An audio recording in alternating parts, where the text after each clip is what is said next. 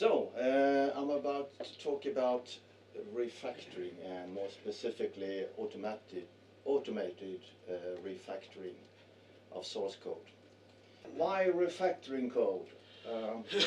There are many definitions, but as you heard Harm yesterday, refactoring is what he was talking about. It's cleaning up your source code, so it's a fancy word for cleaning up source. By continuously improving the design of code, we make it easier and easier to work with. This is in sharp contrast to what typically happens.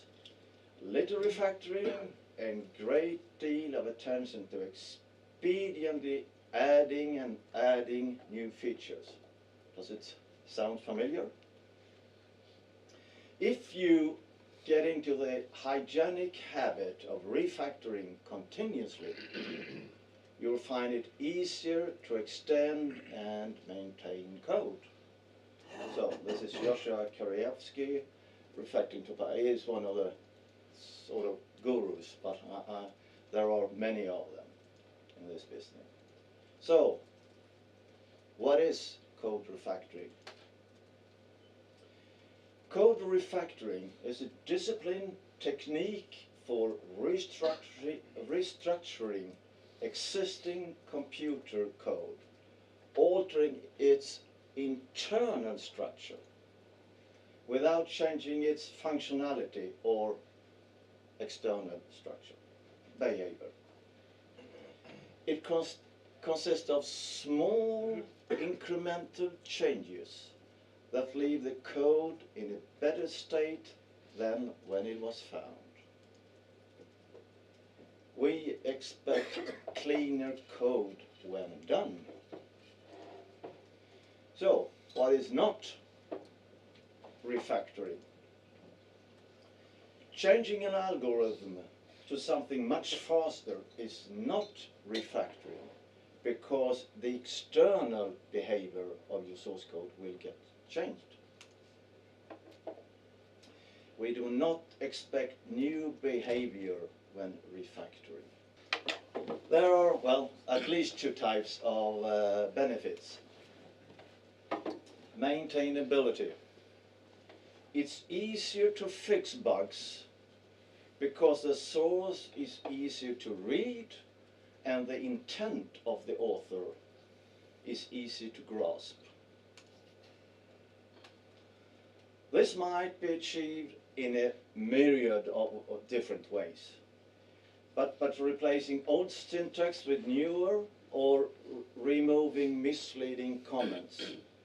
And actually quite a few of the warnings that are in 19.1 are excellent examples on what needs refactoring. So there are almost countless ways or needs here.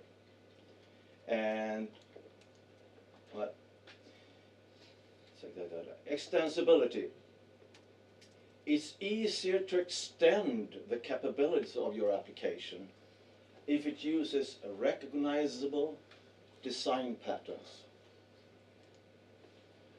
So why automated refactoring? Well, manual refactoring, while giving more or most freedom, can be extremely tedious and quite easily becomes error prone, and that is probably why you haven't bothered by doing it. On the other side, with automated refactoring, you use a specific set of refactoring routines, of which each and every one has been intensively tested and proven to work, thus minimizing the risk that the external structure of your application gets compromised. So, the DataFlex solution. Refactor, the automated refactoring tool for DataFlex, is what we're going to see here today. It's a bit wrong order here. It's totally free, it's open source. The whole workspace, it's just not a program. You get the whole workspace with all the source and everything. Today it contains 17 various functions, and more function will be added over time. And there I count on your cooperation, because both if you have ideas for new functionality to add, and or even better, if you actually already have some routines that we can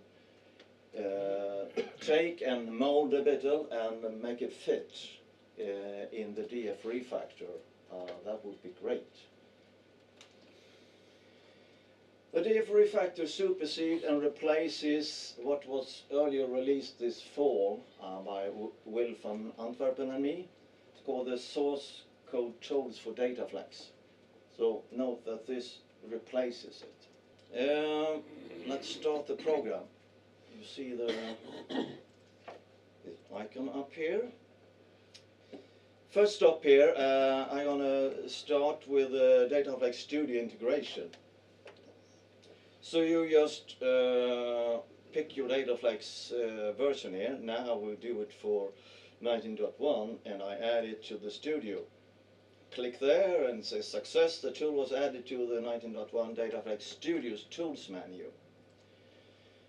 So let's see how that looks then, because I have the specialized component sample workspace loaded. And if you go down here, oh, let me do like this, by the way. I can start it from here. And on top up here, you see that the workspace was automatically loaded. And also below that is a current source file. That was the one I just flipped back here. This is stored procedure MS SQL BW. That was so it's automatically loaded here. Now, why do we load a workspace here, and why is that necessary? Well, if we bring this setup screen up again, you will see at the bottom here it says backup. Create backup files in the backup folders, and that's a workspace, and it will create a sub folders called DF refactor backup. And beneath that, it will create a folder structure that completely mimics the workspace and the libraries you will work on. You will actually get warning each time you run the program. That tries to get into your mind that you really have to use a version control program where you checked in your source before you use this tool, and or making a backup of your software. Even if this makes backup, we make no guarantees that not everything goes according to plans. So please bear that in mind. Now, this tool, I don't know how many of you is familiar with StarSyn's DataFlex Source Explorer. It's a companion program that is very good to have in refactoring when you're refactoring source code as well.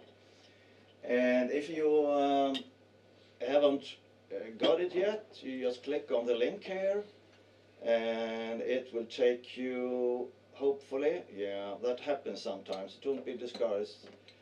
You can press refresh a couple of times, and eventually you will actually get in contact. I don't know what it is with my site there. But after downloading and installing it, you just give the path here to it. And then you also need a compare tool. You probably have one already. Here I'm using Beyond Compare. There are others like WinMerge and Arexis Merge and so on. You can just click the links here and it will take you to that download site. So that's that part. Now, here are the various functions. But before I go into that, I will show you that, well, besides being an about box here, there is also a full-fledged help system. And I wanted to bring up this because if you look down here, it is to show that this is by no way a revolutionary tool. It's very much an evolutionary tool. So if we start at the bottom here, there's many pieces that have been brought together, and we have sorry, built sort of say not a framework but a common platform to make it easy to add new functions and so on. And there were already various routines out there, or programs that we boiled down and massaged quite a bit to make them fit in here. It all started actually back in 2005, I think, with Marsha Booth at Data Access Worldwide, that made it to remove old AB store and AB start comments and so on, from the very old ID, the very first ID and so on. And then there has been various people here. Alan, who's here, was also part, and some. But this last part is me and Will van Antwerpen, who has done this. And Will has mostly done lifting out all the bits and parts for the Sensilla editor that is part of the Hammer project, which is also an open source, which is Sergey here has been a very important person in. So I just want to show this, that this has been very much a teamy effort, and it will continuously be a team effort, and that's why I'm asking you to, if you have some routines and ideas, to talk to me about that. The program works in two modes. Either you work on a one file only, as this case on the stored procedure, MSC SQL, blah, blah. But you can also, even if you have a file loaded here, you can also select workspace, and then it will, you see down here, that's why they get grayed out if you only select the one file. But if you select the whole workspace, it will do all the processing on all these folders and their subfolders and subfolders and blah blah blah recursively for all the file extensions you select over here. So, enough said. Now, you see there are 17 altogether. There's 13 that is selected here by default, because there are actually, well, there are two main groups here. There are refactoring functions that will actually make changes to your source code, okay? And then right now there's only one function in that group, but the report functions, it will report unused source files in your whole directory structure that just sits there, but are never used in any source program or file that is used in your SRC files and so on. So that is report only. Now, the refactoring function that actually make changes are then divided in two subcategories, and you see all the ones that don't have an asterisk, they are ticked here by default, and you have to look carefully before you select them. Read the tooltips or read the help, we do that. Now these three functions here, reindent, upper lowercase and drop self, they are actually done in the editor here. So that's when this one is used. And it's actually using some fine mechanics in the scintilla editor itself. So that's why they need to be loaded into the editor here, and it will actually go through line by line. And this is actually quite slow process. So, but I will do this in 2 steps. Oh, by the way, this is quite interesting. This is 19.1. I know it's not out yet, but this file has some AB start and projects that is part from that is way back from VDF 5 or something. That's still here, and let's see if we can get rid of all that. So let me just run this, and then we talk about the differences. So I hit the Run Now button in the lower right corner, sorry. And here it says, prior running this routine, you should always have checked in the source code with the version control system and or made a backup. You have selected 13 refactoring function that will be applied to all files for the selected folders and subfolders that matches the file extensions to pass drop-down list. So let's do this. So what it does, it copies all of the source first to the DF refactor backup folder and the folder structure, and then it massaged all of the files there. So what we can see here was 100 out of 104 files touched, right trimmed 4,458 lines, markers removed, that is AB star, store, start and stop and whatever, end and so on. If else lines, I will check a bit closer on the various functions. Now, and this is one of the reasons I did this in 2 steps.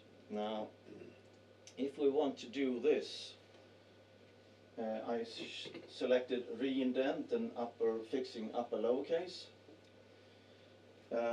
These are the functions that will need the editor here. And reindent is not that difficult. It's this, you see the tab size that's set here, or actually there are also settings for the scintilla editor itself. And here's, by the way, is something I dearly hope will be part of 19.2 Studio perhaps, where you can select a color theme. You see here it's a lime one. You can select a blue one, a Sahara, or serene, or well, even white. Yuck. Can't live with that. So that is nice to have. But what I wanted to show you is first, here you can set the tab size, but that is exactly the same as you can see. Oops, here it's the same setting. But here, this is more important. For uppercasing, lowercasing properly, this list here, the keywords list, this is exactly how your source code is going to be upper and lowercased. So you can make whatever changes so you have it the way you want it. And you can even add your own words here. I think it's 250 keywords that is in this list, but it's editable. That's what I wanted to check out.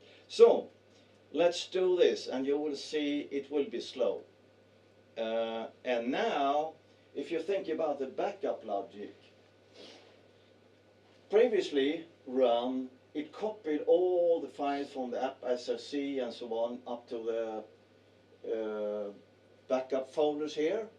Now if we would run this again, you probably didn't want it to copy all those files again. That was just changed, right? Because then you would overwrite your original source files. So the logic here is that for 2 days it won't copy source files again over to the backup structure. You see what I'm saying? Because then you can pick one function after the other one, after the other, and it will not copy over the backup or the source file that you have already changed, so it's overwritten your original source code. You see what I'm saying? Okay. Ask me later and I will explain it. So anyhow, let's run this and you will see. Now this is because of the inner working of the scintilla editor itself. We haven't quite figured out yet, we're still working on it, but I don't have high hopes. But it turns out that the line that needs to be editor, it needs to be focused on the screen, it needs to be visible. Else, even if it's changed, it doesn't get changed for some weird reason. So that's why we did it this way, and as you see, it can take quite a long time. And if we see here, it's actually working on file 16 and 121, so we're not going to wait for the whole process here, so I will actually change this. I'll stop it, sorry. So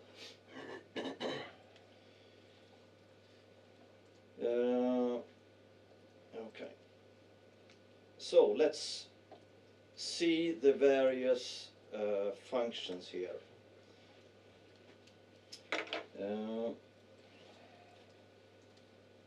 So remove studio markers. Oh, we will see that here, by the way, because we saw earlier in the studio that there was a AB store and so on up here, and they are all gone, right?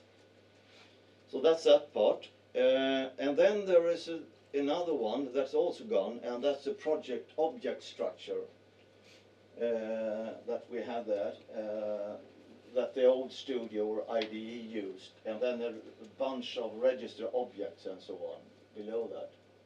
Now, if you edited your source code and yourself added the register object, don't be alarmed, because it's smart enough, the logic here, to only remove register object that is part of the structure up here. So it won't touch anything you added. It removes old local, the local keyword in old procedures and functions, because they are not used and needed anymore. Public is not needed, so it's just removed. But, however, private, you see there's an asterisk after it, and it means that it might compromise your code, so that's why it's not checked by default. You can just read the help afterward. This is another new one. There is a bunch of code that's still using calc command out there, moving the most thing instead of just the move command, and this changes all that. This was a bit tricky to do. There was a utility out there that reported unused local variables. So you have a procedural function and you define a lot of variables, but some of them were never used in code. This was actually will remove those unused variables. Remove hard-coded sans serif. Get uClass instead it replaces it with get to ref class. Remove blank lines when you have, especially if you had old code, that you can all of a sudden wind up with a lot of blank lines in a row. So you will remove those. And as we saw that this is new for 19.1, the if-else construct. So let me just, so this is this one I wanted to touch quickly. So by default it's on begin end, so it will actually cut a line, or not cut, but if you divide the line, if you have if something and move with the if begin end. But if you rather like a semicolon at the end, you can do that well, or a space and a semicolon. You can select that if you prefer that. So, and then reindent we already talked about, and upper lowercase, drop self, that is this kind of structure. Set label of parenthesis, oh my object, self, parenthesis, end parenthesis, end parenthesis. And that will just change it into set label of oh my object. However, this is quite tricky, so it will actually ask you a question for each time. So that is why this is not on by default, because it will take quite some time. Okay, so that's it. I'm done here. All right, so that's all. Thank you.